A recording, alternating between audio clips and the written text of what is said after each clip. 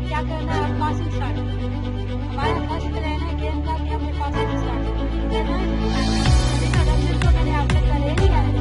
ہے نا. ہمارے ساتھ جو پاکستان کی نمائندگی کرتی ہیں، جو لودھرا کی نمائندگی کرتی ہیں، کالج سے نکل کر آئی ہیں اور انہوں نے خواتین کے لیے بھرپور طریقے سے جو ہے وہ آواز بلند کی ہے، اجاگر کیا ہے، ان کو علاقائی جگہوں سے نکال کر پروموٹ کرنے کی کوشش کی ہے تاکہ سوشل میڈیا اور میڈیا کے ذریعے جب وہ پروموٹ ہوں گی، پاکستان کی جب نمائندگی کریں گی تو وہ اپنے پاکستان کا نام روشن کریں گی. اس میں وہ کامیاب ہوئی.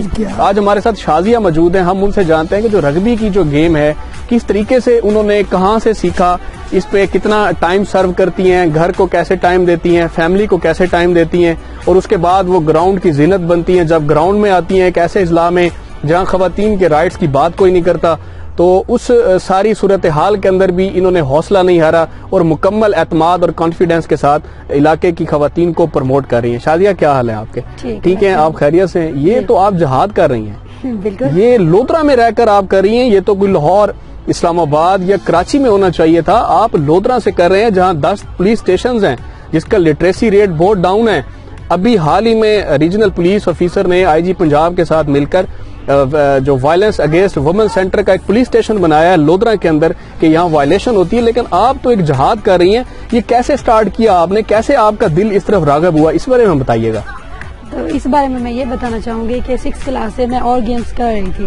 اس میں ہاکی، تائیکوانڈو تھی اور بھی مختلف گیمز تھی. ایتھلیٹس تو میں سٹارٹ سے تھی، لیکن میں نا کالج میں گئی تھی، وہاں پر یہ گیم ہو رہی تھی.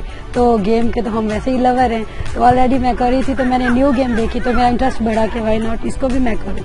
تو اس میں نے پارٹیسپیشن کیا. فرسٹ ڈے کافی اچھا رہا میرا ایکسپیرینس. تو اس کے بعد وہاں سے یہ میرا سفر سٹارٹ ہوا رگبی گیم کے ساتھ. تو آہستہ آہستہ بہت کچھ اس میں سیکھنے کو ملا. پھر اسی گیم کے ہی ہم پلیئرز بہت اچھے تھے، تو اسی بہاف پر ہمیں کوچنگ کی آفر آئی. تو ہم نے کوچنگ کروائی گرلز کو اور بھی ٹیمز وغیرہ بنائی. تو یہ ہے کہ جیسے آپ بات کر رہے ہیں کہ گرلز کو یہ ہے مشکلات کا تو کافی سامنا ہمیں کرنا ہی پڑا. لوگ طرح کی باتیں کرتے تھے کہ یہ ایسی گیمز کرتی ہیں، یہ ہے وہ. آپ یہ تو ہم گیم کی بات کریں، اسٹڈی پر بھی ایون ہمارے جو میں اپنے ایریاز کی بات کر رہی ہوں تو وہ بھی کرتے تھے کہ یہ اسٹڈی کیوں کر رہی ہیں. پھر بھی یہ ہے کہ ہمارے گھر والوں نے سب سے زیادہ جو بڑا سپورٹ تھا وہ ہمارے گھر والوں کا تھا. اچھا، اس وقت آپ جو ہے وہ آپ کو اتنا ایکسپیرینس ہو گیا ہے کہ آپ ایک ٹیم بنا کر کوچنگ بھی کر رہی ہیں. تو اس صورتحال میں جو حکومت وقت ہے اس کا جو ہے آپ کو مالی امداد کے ساتھ ساتھ جو کوئی ٹریننگ کا سیشن بھی کروایا جاتا ہے. آپ نے ریسنٹلی انٹرنیشنل لیول پہ پاکستان کی نمائندگی کی ہے، اس بارے میں ہمیں بتائیے گا. جی، اس حوالے سے پاکستان رگبی یونین ہمیں سب سے زیادہ وہ کرتی ہے، ہیلپ آؤٹ کرتی ہے. کہ پاکستان جو حکومت ہے ہماری وہ تو ابھی فی الحال نہیں کر رہی، پاکستان رگبی یونین کر رہی ہے جو کہ ہمیں ریفرنگ، کوچنگ کورسز وغیرہ کراتی ہے. کوئی بھی ہمارا ایونٹس ہوتا ہے، ٹریولنگ ہوتی ہے، وہاں پر میس کھانا وغیرہ ہوتا ہے، بچوں کی جو بھی افورڈیشن ہوتی ہے وہ پاکستان رگبی یونین افورڈ کرتی ہے. اچھا، دوسرا مجھے یہ بتائیے گا آخری کہ اس میں جو خواتین ہیں، جو ہماری بچیاں ہیں، جو ہماری بیٹیاں ہیں، وہ آ کر اس گیم میں حصہ لیتی ہیں، کبھی آپ کو مشکلات کا سامنا رہا یا والدین کا رسپانس کیسا رہا؟ جو ٹیمیں آپ تشکیل دیتی ہیں ان کے والدین کا رویہ یا ان کا جو رسپانس ہے وہ کیسا رہا؟ وہ تو سب سے بڑی مشکل ہے ہمارے لیے، کیونکہ یہ ہے کہ یہاں پر نا ایون کے کٹ پر بھی تھوڑا اعتراض ہوتا ہے کھیلتے وقت کہ اگر کچھ اس کے پیرنٹس آ جاتے ہیں، سپوز بھائی یا والدین میں سے کوئی اس کا فادر آ جاتا ہے تو وہ کٹ میں دیکھ کر کہ یہ کیسے کھیل رہی ہے تو اس کا کافی ایشو رہتا ہے. لیکن یہ ہے کہ یہ کافی حد تک چیزیں یہ کور ہو چکی ہیں، اویئرنیس آ چکی ہے. لیکن یہ ہے کہ جب نا ہم ٹریننگ کرواتے رہتے ہیں، ٹریننگ میں کوئی ایشو نہیں ہوتا.